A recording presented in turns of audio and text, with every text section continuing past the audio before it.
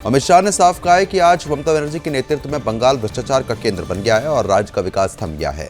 उन्होंने आरोप लगाया है कि बीते करीब 14 से 15 वर्षों से बंगाल की पहचान भय, भ्रष्टाचार और कुशासन से जुड़ गई है।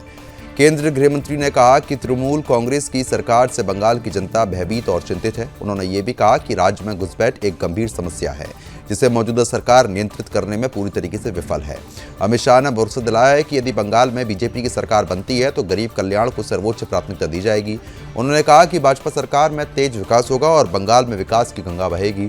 अमित शाह ने दावा करते हुए कहा कि भाजपा बंगाल के गौरव को समृद्ध करेगी और राज्य की सांस्कृतिक व ऐतिहासिक पहचान को नई मजबूती भी देगी। हालांकि बंगाल में भाजपा का वोट प्रतिशत काफी तेजी के साथ बढ़ा, जो जनता के बदलते मूड का भी साफ तौर पर संकेत है।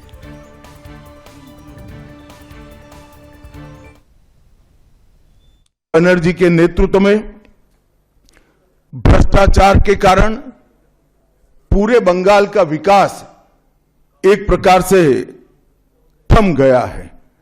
मोदी जी की सारी लाभकारी योजनाएं जो पूरे देश में गरीबी का उन्मूलन कर रही है, यहां पर टोल सिंडिकेट के भेंट चढ़ चुकी हैं और हर योजना डेड एंड पर पहुंच चुकी है।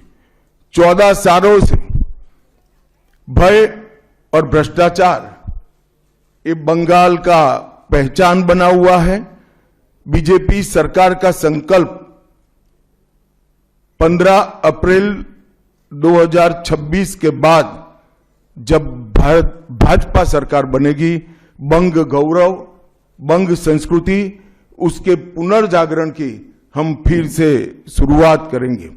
और विवेकानंद जी, बंकिम बाबू और गुरुवर टैगोर और श्यामा प्रसाद मुखर्जी के स्वप्न का बंगाल बनाने का हम फिर से एक बार प्रयास करेंगे।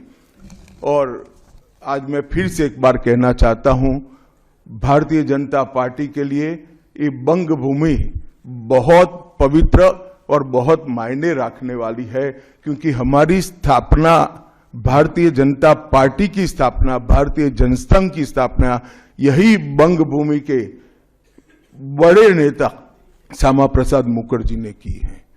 भारतीय जनता पार्टी की स्थापना से स्वामी विवेकानंद और बंकिम चंद्र चट्टोपाध्याय, इनका अनुकरण भारतीय जनता पार्टी ने अपने सभी सिद्धांतों के अंदर किया है।